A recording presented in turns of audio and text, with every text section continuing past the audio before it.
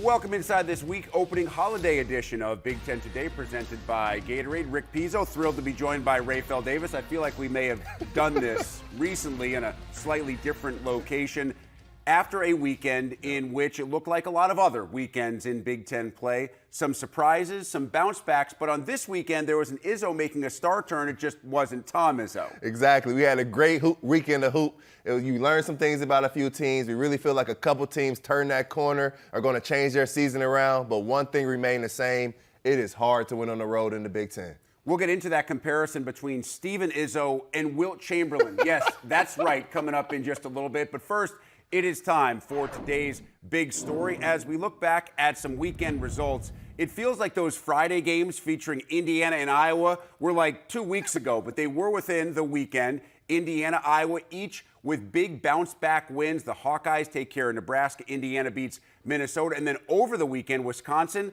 still the lone unbeaten, now a 2-game lead in the Big Ten. Purdue had lost earlier in the week to Nebraska. They just thumped Penn State as Zach Edey goes for 30 and 20. Michigan State pulls away from Rutgers. Malik Hall, great to see him aggressive and going. And Maryland, a team that had struggled mightily on the road. How about the trip to Champaign? And they beat Illinois 76-67. Jameer Young had 28. Julian Reese had 20 and 11. We start with Purdue. You and I both believe still the best team in the country despite that loss last Tuesday to Nebraska. Lincoln and Pinnacle Bank Arena has become a really hard place to play. So we wanted to see how they rebounded, and they did it literally and figuratively against Penn State. Zach Edey goes for 30 and 20. This was basically never a game, and I think it's what Matt Painter needed to see from his team after that loss. Yep, Coach always talks about how do you respond from a loss, how do you get up off the canvas, and that's what Purdue did in this game. They shot 46% from three, 58% from the field. They were plus 19 on the glass. They just pounded Penn State. At one point in that first half, they go on a 24-2 run, and they did not look back from there. And when you're back against the wall, when you take one of those losses, you come home, have some tough film sessions, have some tough practices. You need your best player to play like your best player, and Zach Edey was just dominant all game long. So what was the difference for Edey, at least in terms of point production? Because in the previous 2 games, the win at home against Illinois and the loss to Nebraska on the road, Edey did damage in terms of rebounding. He's always going to do that, but he wasn't the point scorer that he had been throughout the course of the year. What changed in this game? Was it simply matchups against Penn State that didn't have anybody to deal with him? I think it was matchups. You go to that Nebraska game. Nebraska does one of the better jobs in the Big Ten with their post double and their post traps, and Purdue didn't do a great job of driving that basketball after that kick out and a couple reversals. In this game, the guards took a lot of pressure off of the big fella. Early on in this game, you saw Lance Jones attacking the basket. Fletcher Lawyer wasn't settling. Braden Smith was getting his game on. When the guards play well, it opens up everything for Zach Edey. When you look at Purdue's perimeter, they combined for 31 points, 18 assists, and only 5 turnovers. When they have good games, there's nothing you can do with Zach Edey one-on-one in the post. Caduce with Hobb got into some foul trouble, and no one had any answer for the big fella. Now, I know that we're worried about Zach Edey's present more than we are his future, but it's an interesting discussion because at this point last year, he was doing the same thing that he's doing this season. He was on pace to be the National Player of the Year. But you looked at all the mock NBA drafts, and they had him undrafted. Maybe 1 or 2 had him late in the second round. Now you look at those same publications, they all have him as a first-round pick. Many of them have him going inside the lottery. What's changed in a year? I mean, you know he can score on the block, especially one-on-one. You know that's a bucket. But this season, I believe Zach has done a really good job of guarding the ball screen, taking a step up, not having to be so deep in drop coverage. He's doing a good job getting 2 shooters off of ball screen, picking pops, contesting those. Great job closing out to guys like a Coleman Hawkins that want to drive him off the bounce. And then his rebounding. He's not a guy that only rebounds in his area. When you look at big guys, like a guy I play with, Isaac Haas, he was really good when that ball came to him. He could clear out space. But Zach Edey, he goes and get outside of his space. Whether it's coming to him, whether he has to leave his area, he's going to go get it. And now he's an elite shot, a rim protector. 3 blocks in this game against Penn State. You drive that ball into the Big Maple, he's going to send it back to you. He also made an outstanding athletic play, tiptoeing along the baseline, caught the rebound awkwardly, was able to go up behind his head. That's just a move that not a lot of 7'4" guys can make, and his conditioning is so much better this year. I'm going to pose an interesting question to you. Zach Edey's obviously the most dominant player on this team. I think you would clearly say Braden Smith is the second most important player on this team because he has the ball in his hands so often. Outside of those two guys, who's the most important player on this team if Purdue is not just going to make a run inside the Big Ten, but get rid of those NCAA tournament demons and make a run when you're going back outside of the league and playing back against non-conference competition? I believe it's going to be Lance Jones. You think offensively, a guy that can make an open three, he's made over 225 threes in his career. You have to respect him there. But also, his ability to drive the basketball and get to the rim is special. He did not do that at Nebraska. And when you have guys closing out to a Lance Jones, he has the ball skills, he has the size and the physicality to get himself to the line, get himself to the basket, create for other people. You saw it in this game. 14 points, 4 assists, 4 rebounds, doing a lot of things offensively, but then defensively, that's where he brings it. You look at Ace Baldwin, the game against Michigan, 25 points. Doug McDaniel, Namari Burnett, they could do nothing with him. In this game, he gets 7 points, 2 of 8 from the field. Lance Jones just took him completely out of this game. And when you look at Purdue, when they struggle, it's normally when teams have multiple guards destroy them offensively. In this game, Kanye Clary, he had 16 points, but he goes 6 of 16 from the field. Braden Smith took his matchup seriously, but Lance Jones, what he brings on both ends of the floor and the ability for him to get out in transition, when Zach Edey gets that rebound, it's no longer, I'm just looking for Braden Smith. If Lance Jones is right there, Lance Jones is pushing it, getting out in the break and finding shooters. I think he's a real key piece. I agree. I think another key for Matt Painter will be as Jones gets more and more playing time, which probably comes at the expense of Fletcher Lawyer, keeping Fletch engaged because you are going to need him, especially shooting the basketball at some point throughout the course of the season. So that loss to Nebraska was Purdue's second of the year. That means that Wisconsin, after its win over Northwestern this weekend, is not just unbeaten in the league at 5-0. Who could have ever imagined that as we get into the second week of January, third week now, that Wisconsin has a 2-game lead in the Big Ten standings, and they beat Northwestern the way that they beat a lot of other teams, by not beating themselves. Now, this game, they weren't as good offensively as they had been in the previous 4 or 5. A lot of credit there goes to the Wildcats. But I got to tell you, Rafael, I am not just surprised. I am remarkably impressed by what this Wisconsin team has done to date. I'm super impressed. You go to that Northwestern game, the final 3 minutes, like you said it, Wisconsin wasn't scoring the ball at a high rate. They weren't scoring down the stretch, but they got the necessary stops. Northwestern did not score a field goal or free throw, no points the final 3 minutes of that game, and Wisconsin made all of their free throws to win the game. They don't beat themselves. They don't turn the basketball over. They're going to fight you on the glass. They're going to take their time offensively, not to take quick shots. They have great role definition, and then they have special talents in guys like an A.J. Storr. He had 13 points in that second half. Max Klesmit has been on a heater the last 2 games. His 24 points against Northwestern was huge, but it wasn't just his 24 points.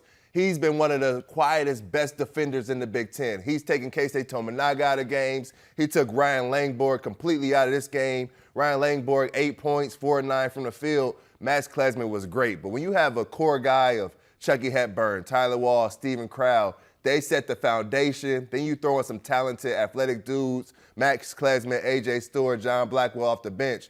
These are the type of results you got to expect. I think it's been fascinating to hear Greg Gard talk about his bench. He said sometimes it's a coach's dream and sometimes it's a nightmare because you have to figure out exactly the rotations that you want against different teams. How do we match up best? I think the most difficult thing for opposing teams is who do you try to take out of the game right now for Wisconsin. Early in the year was A.J. Storr driving to the basket. Couple of games ago, Connor Essegian, who had been gone basically for the first half of the year, comes out and shoots the ball really well. The last 2 games, it's been Max Klesmit. We haven't even mentioned Tyler Wall, who's back to kind of playing at that all Big Ten level of a couple of years ago.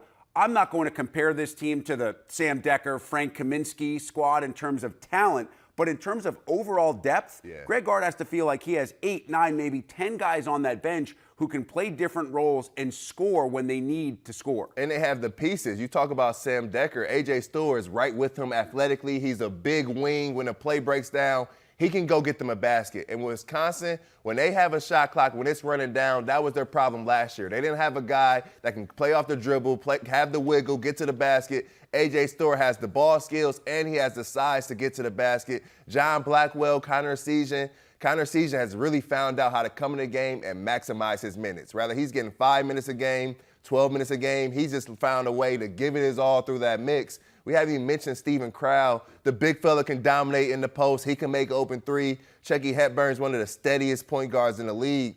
They have a mix of one of the better teams that we've seen in the last few years, and now they can run with guys. When the Wisconsin team, when they're confident to get out and run, and now we see them setting ball screens early on in their offense, athletically they're up to the par in the Big Ten, and their system, the way they just will not beat themselves, it's going to separate them. To me, it is that system because, listen, they're not going to go unbeaten through the Big Ten. Yep. Nobody has done that in, I don't know, quite a few years, and nobody's going to do that in the next couple of years. This league is just too hard. You have to go to too many really difficult road places to play.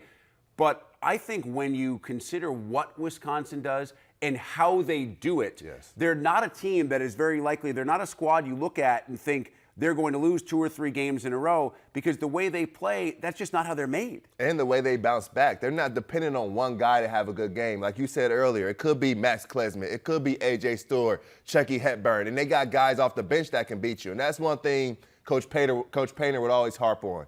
Every game this season, it could be a different guy that beats you. And that's one of those things that Wisconsin has. That makes a good locker room, and they're happy for each other. So they're not going to lose a game, then turn on each other in the locker room. They celebrate each other. They know how to win games. Number 6 offense in the country. We watched a clip yesterday where they had a possession where all 5 guys on the floor touched the basketball. In like 7 seconds. And no one dribbled. And they got a wide open shot off of a screen from Max Klesmit. When you have that type of chemistry and camaraderie through your offense, and you have 5 guys, maybe 8 guys that are willing to give their all on a defensive end, and then you throw in guys like Tyler Wall, who's already won 2 Big Ten championships, that's your recipe for success. They have older guys, athletic guys, shooters, young, talented dudes. This is what you want to see in college basketball. On the road in State College, you can see that game against Penn State Tuesday night right here on the Big Ten Network, then back home to take on Indiana in a Friday night special. Perhaps the most surprising result of the weekend, and it's not just because of who beat whom, it's where it happened, and that's Maryland beating Illinois in Champaign. Maryland had not been good on the road this year. They did have the one win at UCLA where Jameer Young went nuts for 37 points, but to win in a place like the State Farm Center against a top 10 team could potentially flip the script for a Maryland team that had not lived up to its preseason expectations throughout the first couple of months of the year. And the way they did it, that Jameer Young went and got 28 against a really good backcourt, that Julian Reese, who had not taken his game on the road, went for 20 and 11, that has to give Kevin Willard belief that the next couple of months can look very different than the first couple for his team. And that's what I was going to say. Where they did it is impressive, but how they did it. You look at Illinois, one of the better defenses in the country, one of the better 2-point field goal percentage defenses in the country, and Maryland just took it to them. 52 points in the paint, plus 26, they just punked Illinois inside, and they had no answer for him. I love what Coach Willard did. He made a consummate effort to go to Julian Reese inside all game long. This was Maryland's best game when it comes to road definition. Guys just wasn't shooting to shoot. Guys were getting that basketball where it should have been. It was either to Julian Reese in the post. If that wasn't there, it was Jameer Young on the ball screen, let him get down here and create. Dante Scott made some shots, but then you look at Deshaun Harris-Smith, Jordan Geronimo. Each hit a big shot late. Both of those guys hit big threes late, and throughout the game, they didn't take any bad ones. And you look at Maryland play this season, Deshaun Harris-Smith, he's had games where he's taken a few bad ones. Jamie Kaiser's had games, he's taken a few bad ones. And what young guys don't understand early in their career, that those bad shots on the road can lead to 8-0 runs, 12-0 runs, and they can really take you out of that game. In this game, they had a determination, they had a focus to dominate inside, and that's exactly what they did. And then defensively, Maryland's the team. This was the team they should have been all year. But Maryland's the team athletically that can compete with Illinois. You look at Coleman Hawkins, Julian Reese can match up with them athletically. Quincy Guerriere didn't have an advantage over Dante Scott. And then Marcus Domask, where he gets you. I know he had 26 points, but they didn't let him dominate in the post. They didn't have a guy where he could take advantage of inside. Jordan Geronimo is 6'6", 230. Deshaun Harris-Smith, although he's a freshman, he's 6'6", 225. So they were able to stay one-on-one in the post, which didn't create offense for Illinois. I know we love to talk about big guys in this league, and Zach Edey gets most of the attention. And I understand that Maryland didn't have a great start to the year. Right. I hope that Jahmir Young starts to get the national attention Yes. that he deserves. Because, Raphael, this is a player that does everything for this team. He didn't just score 28. He had 2 massive blocks. Yes. One late in this game where he came from 30, 40 feet off the ball to make a massive defensive play. You ask Kevin Willard about Jahmir Young, and he says he is our hardest worker in practice. Yep. He is the guy who everybody follows on this team. I think he's playing right now at an All-American level, and if he can continue that play, as long as he gets some help from Julian Reese on the road, Dante Scott to be consistent, I think this is a team that a lot of teams are not going to want to face in January, February, and certainly in March when you're in one-and-done time. I agree. I said it coming into the season. Maryland should be one of the top 4 teams in the league, and yesterday they showed it. That's why it's not that surprising to me that they beat Illinois, because they should beat teams on the road. They should be a good team. But you talk about that block from Jahmir Young. Not only did he block it, he saved it, took it to the other end, posted up Luke Goody, who's 6'6", got an and one on him. Jahmir Young has been big time. The smallest guy on the floor, 8 rebounds on the road. He's been sensational, really put this team on his back. And now when you get contributions from a Julian Reese, this is the Julian Reese that should have been expected all season long. 20 points inside the paint. But then the defense on Coleman Hawkins gets 8 points. He goes 2 of 6 from the field. Juju had a great game on both ends of the floor. I mentioned this on Big Ten basketball and beyond. Also felt like even though Illinois had lost to Purdue the previous week, I felt like this was the first game where they really missed Terrence Shannon out on the perimeter, taking over in winning time as Maryland closes the game on a 6-0 run.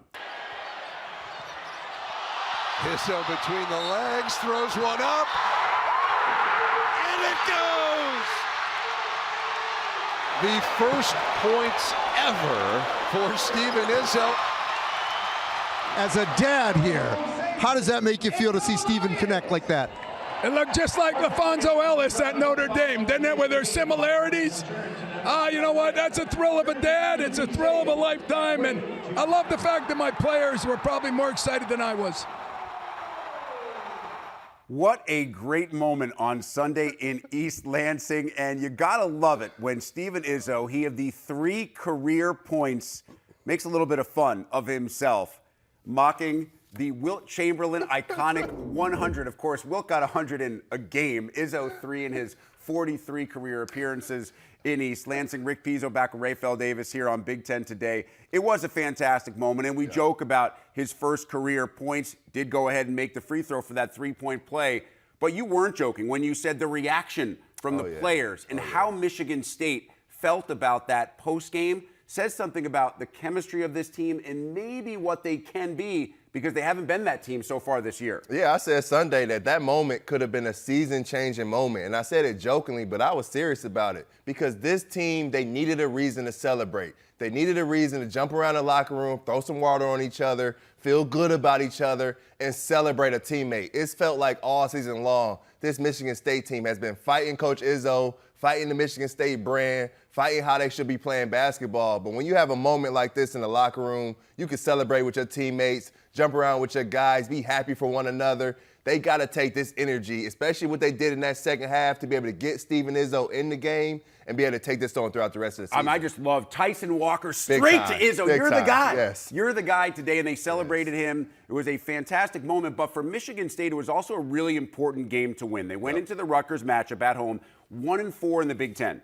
Hadn't started 1-5 in league play in some 35 years. They got some separation late in the first, early in the second half, and I think it's not just Tyson Walker. Somebody else has to be the guy to help Walker, because he has been phenomenal all year long. But when A.J. Hoggard struggles and when Malik Hall disappears, this Michigan State team can't be what it needs to be. Malik Hall was really aggressive on Sunday. He has to be that guy for the next 2 months. He can't walk away, because if they do, then Tyson Walker can go for 30 and they can still lose. And Malik Hall's got to bring that paint presence. They're not throwing that ball to Matty Sissoko on the block or Carson Cooper on the block. They're throwing it to Malik Hall with his back to the basket. He's got to make plays. 6 of 9 from the field, and I think he could have took upwards 15, 16 shots in that game. He's got to stay consistent, stay aggressive on the block, get to his turnaround pull-up, get to his mid-range jump shot, but get himself to the free throw line as well. At Illinois, he had a good game, but he wasn't as aggressive as he was against Rutgers inside.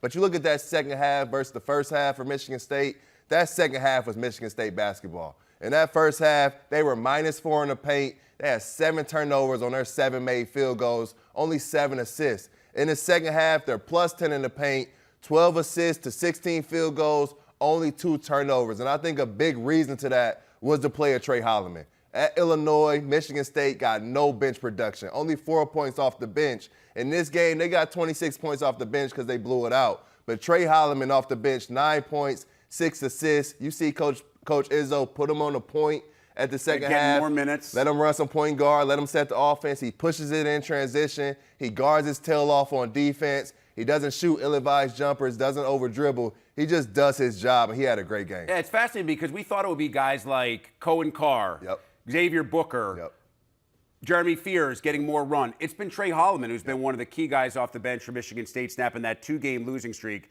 winning 73-55. Now, that Indiana win we mentioned against Minnesota harkens all the way back to Friday night. 7 straight wins for the Hoosiers. Excuse me. This is not a tough place to play. This is a tough place to play. This is not an easy team to play with the Gophers right now. And I think Indiana, going into this game, was in a little bit of identity crisis time. They weren't sure who they wanted to be. Xavier Johnson has not obviously played a lot this year. When he comes back, he makes some silly decisions and has to leave games. I think this was a critical game for Indiana. It's just 1 win, but had they lost this game, you could have seen the season going in a very different direction for Indiana very quickly. No, I agree, and it's how they won the game. Think about the game at Rutgers. They were out-rebounded by 11. Rutgers had 19 offensive rebounds. Indiana turned the ball over 18 times, which led to 18 points off of turnovers for Rutgers. In this game, only 10 turnovers, 17 assists on their 26 made field goals. Defensively, they were better. They forced 14 turnovers, scored 16 points off of those, and held Minnesota to 39% from the field. I thought their guard play was better because we know what their inside is going to bring. Khalil Ware has 17 and 14. Malik Renew has 16 and 6. But at this point, that's expected. Mackenzie Mbako had a good game, 14 of his 19 coming in that first half. He was aggressive, getting to the basket, getting to the free throw line. But I think this game was a big game for a guy like Trey Galloway. Confidence-wise, getting the spirit back of the team, but also as the leader of the team. You can't have a big bite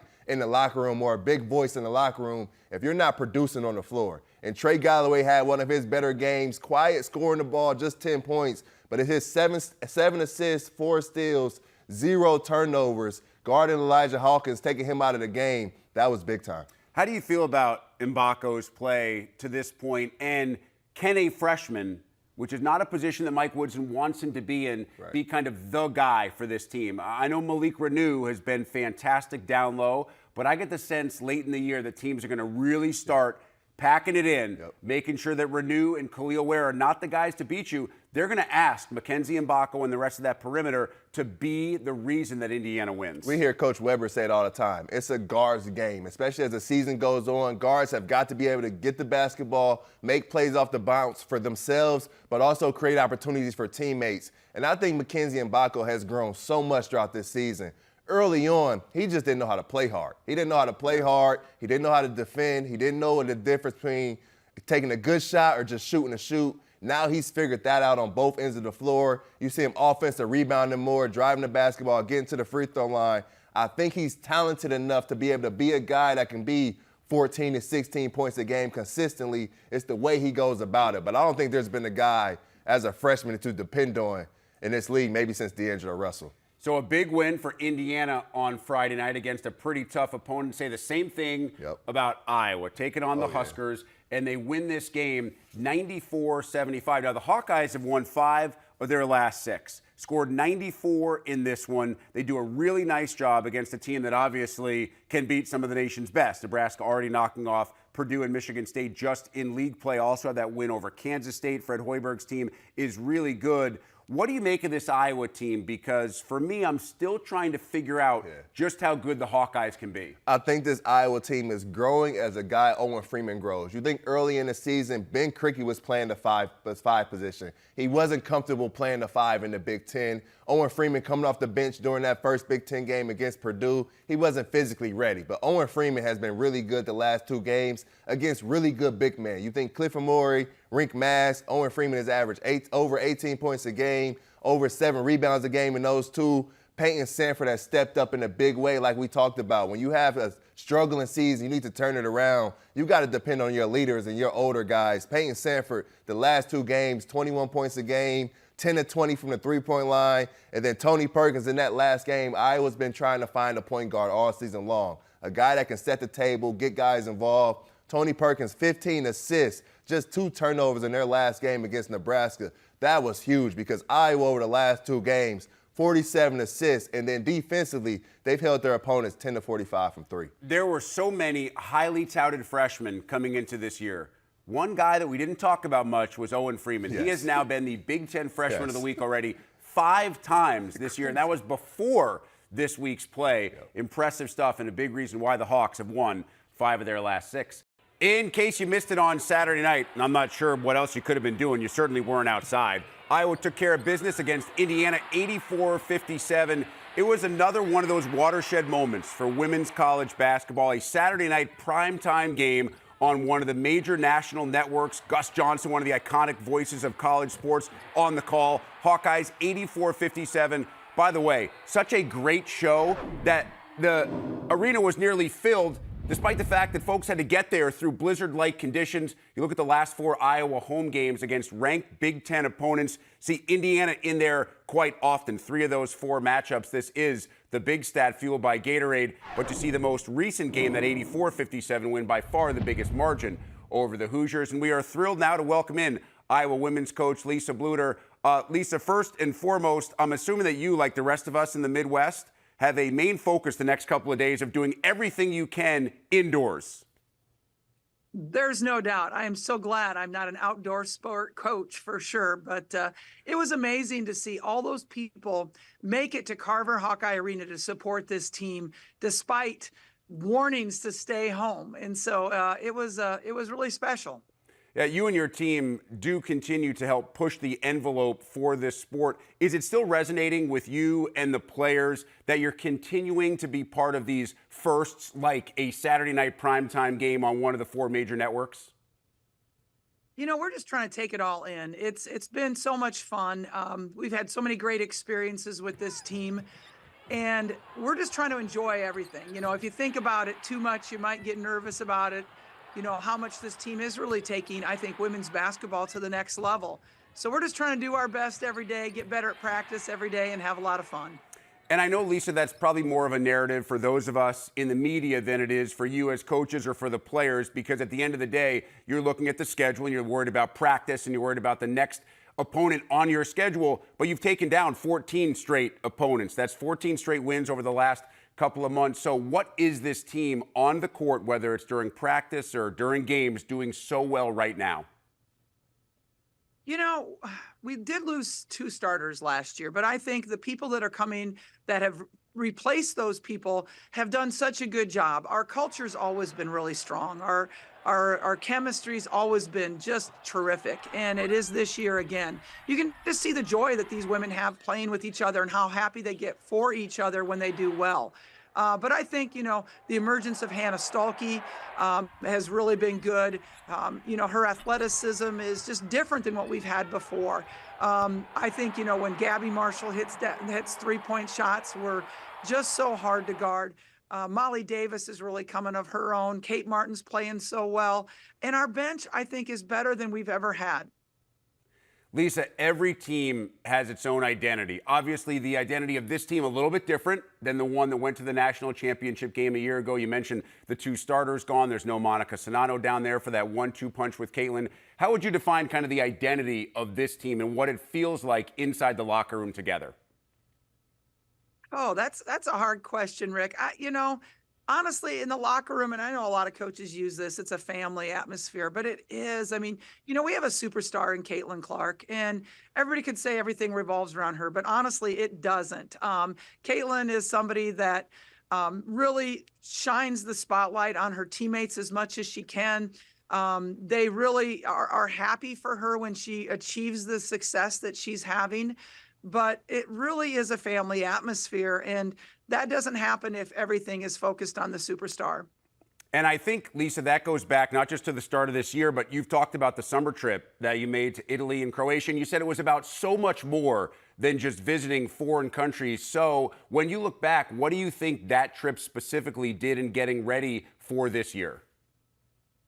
Well, for one thing, you get the 10 extra practices, and that's always good, especially when you are losing 2 starters, and especially a position like Monica Sonano's a center position.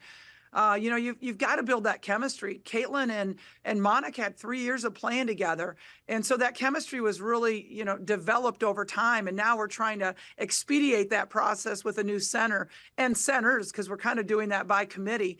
It's a process, and we got to quicken that up with those 10 extra practices before we went overseas. But then again, those things overseas, it's not about the game so much. It's about the practices, and it's about the camaraderie and the memories that you make, and just coming closer as a group. Yeah, I absolutely loved watching that big trip series because I beat you guys there. I had been in Croatia about 2 months before you guys got there. So I want to know, did you have a favorite city, a favorite moment, and why? Oh, it was a special trip. We went to the Amalfi Coast, and then we go over to Croatia, which I never really had thought about going to Croatia until about the last year. I kept hearing all these great things about how beautiful it was, and it did not disappoint. Dubrovnik was beautiful, and the walls of the city, and the history, and the food, and the beaches are incredible. So we had a wonderful trip, and I'm very, very thankful that we got to share that with this special group of women. Yeah, I tell everybody that will listen, it's maybe the best family vacation I've ever been on. Not ready to go back right now, but absolutely worth a second trip. For you, Lisa, personally, you've been in this job for almost a quarter century, yet you seem to be having as much fun coaching as you ever have. Why is that?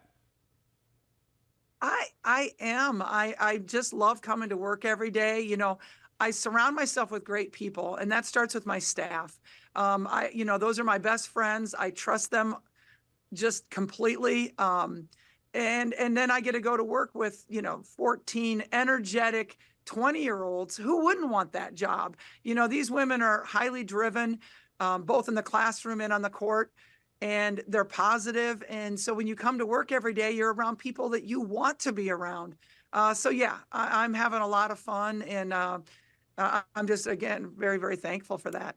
I know you already mentioned why Caitlin has such a high level of respect from her teammates and the fact that she is truly a humble superstar, but this is an awfully big responsibility. In my opinion, she's not the face of women's college basketball or college basketball. I think she's the face of college sports right now. Why is she, and what is it about her makeup that allows her to handle that responsibility and still play night after night at such a high level? It's really quite amazing. All the things that she has going on in her life right now, not only basketball, being a student, being a college student, right? And everything that involves, but also the endorsement deals, the commercials, and all that.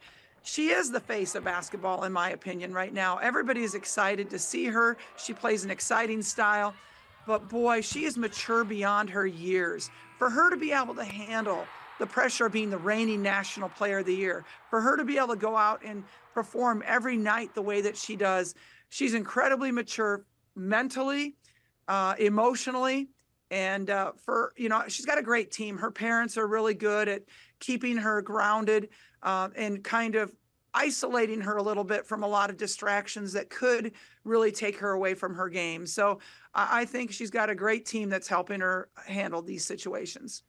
I was in here in studio for the Michigan State game, and we were watching the seconds tick down. We just saw the shot that she hit with a hand in her face. It was a logo fall away three that actually didn't even look like a heave or a Hail Mary. We kind of all felt like it was a jump shot that was going in. I mean, what does that say for those of us watching from the outside that you don't just hope a shot like that goes in. You actually, at this point, you are expecting that shot to go in more often than not. Yeah, you are. And that's kind of a shame, isn't it? Like, It is. that shouldn't be ordinary for any of us. But, you know, she shoots those shots consistently in practice, and we see her make them and how confident she is. So it doesn't come as a surprise anymore. But it's something that I never want to grow used to either. The win over Indiana, top 15 win. You look at Ohio State, they're inside that group this year. Michigan State with Robin Fralick is playing a really exciting brand of basketball, one of the top 5 scoring teams in this country. I know this is a question that you have to answer every single year, but do your best to kind of describe what it's like night in and night out in this league, especially when you have to leave Carver Hawkeye and go on the road to some of those places. This league is incredible. We've got fabulous athletes. I mean, just look at the All-Americans that we have in this league. We have great coaches. We have great environments. You look at not only Carver, you know, we're sold out every game, but when we go to Purdue, it was sold out. When we go to Ohio State, when we go to Rutgers, it's sold out. So the amount of attention that people are bringing to our sport and the amount of support that we're getting is just amazing. And I think we're setting the bar for all the conferences and all the schools across America as to how to support a women's basketball team and what that should look like.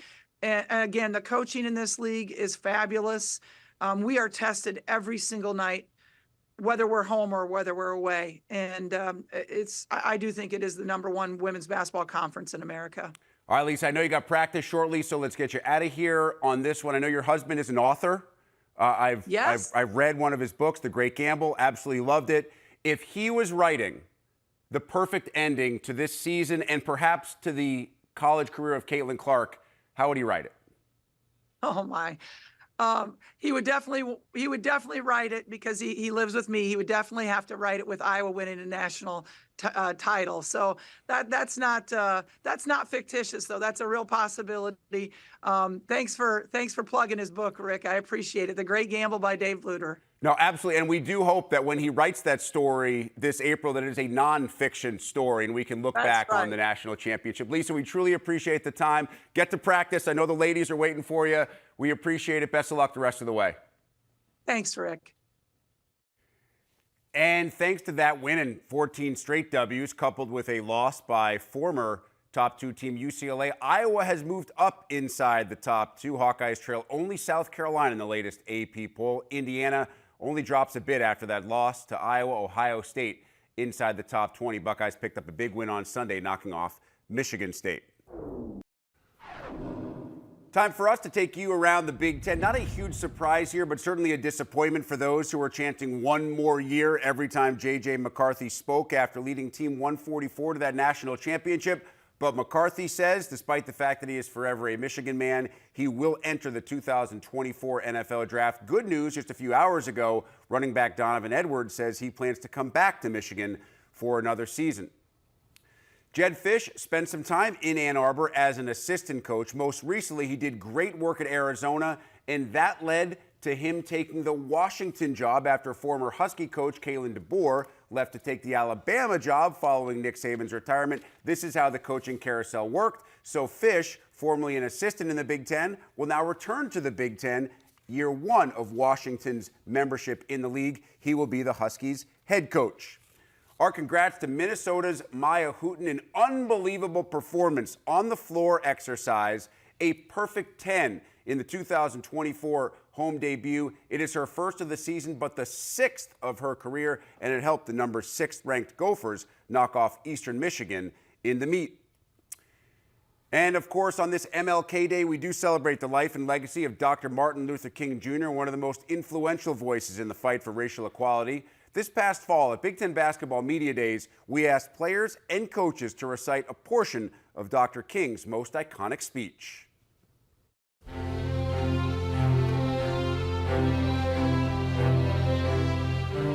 Let us not wallow in the valley of despair. I say to you today, my friends. And so even though we face the difficulties of today and tomorrow, I still have a dream.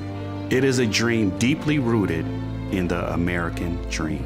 I have a dream that one day this nation will rise up and live out the true meaning of its creed. We hold these truths to be self-evident, that all men are created equal. I have a dream that one day on the red hills of Georgia, The sons of the former slaves and the sons of former slave owners will be able to sit down together at the table of brotherhood.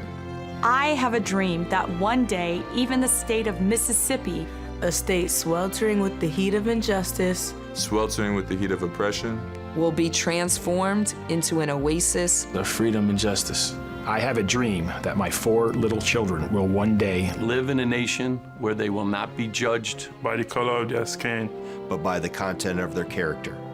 I have a dream today. I have a dream that one day, down in Alabama, with its vicious racists, with its governor having his lips dripping with the words of interposition and nullification.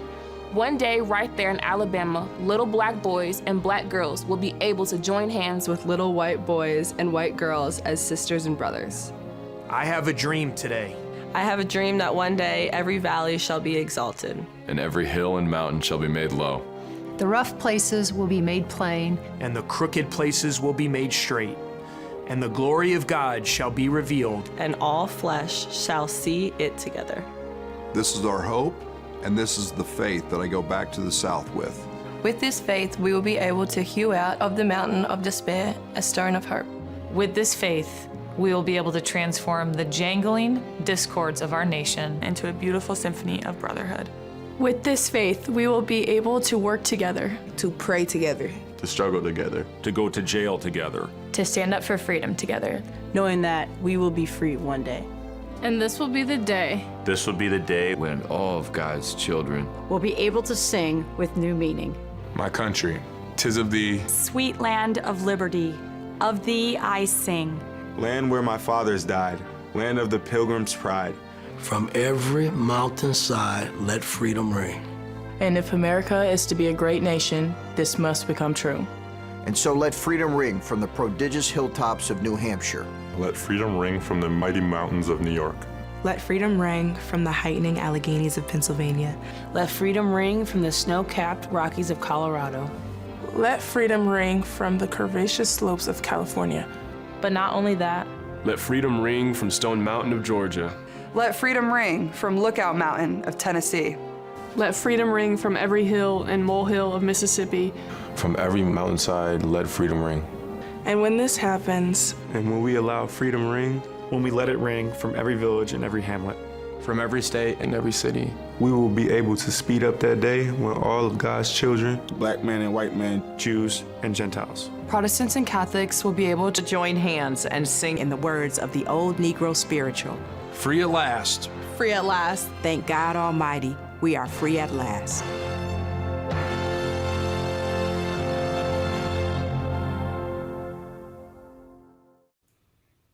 Back with Rayfeld Davis. It was an emotional moment for a lot of those players and coaches as they recited a portion of that speech. It was emotional to listen to it as well.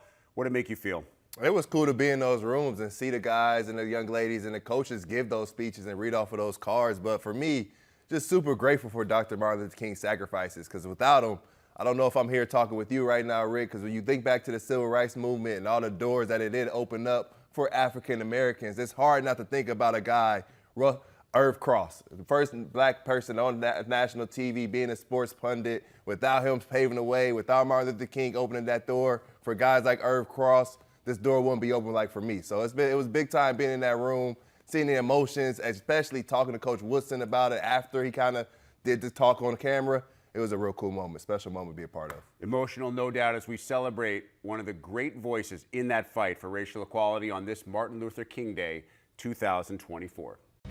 Coming up tonight, don't miss a rare Big Ten Monday night conference matchup when the Hawkeyes and Gophers square off at the Barn. Coverage begins with the tip-off show at 5:30 Eastern, only on the Big Ten Network and the Fox Sports app.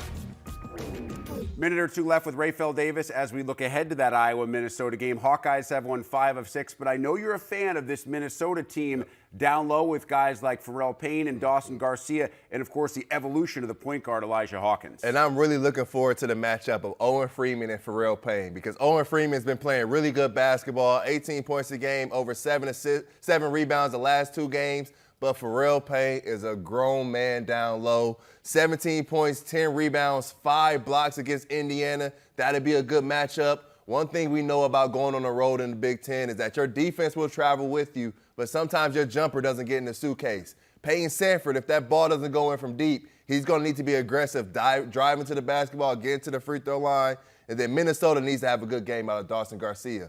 Only 12 points per game over the last 3 games, 33% from the field. He's got to have one of those monster performances to get Minnesota going again. To me, this is a show-me game for Minnesota. Show me that you belong in the conversation in the Big Ten at home. This is one of those games. Again, 6 Eastern, 5 local time. We'll be with you 30 minutes before for the tip-off show. And that wraps up this edition of Big Ten Today. Thanks to our guest, Iowa women's coach Lisa Bluder. For Rafael Davis, I'm Rick Pizzo. Enjoy the rest of your Monday.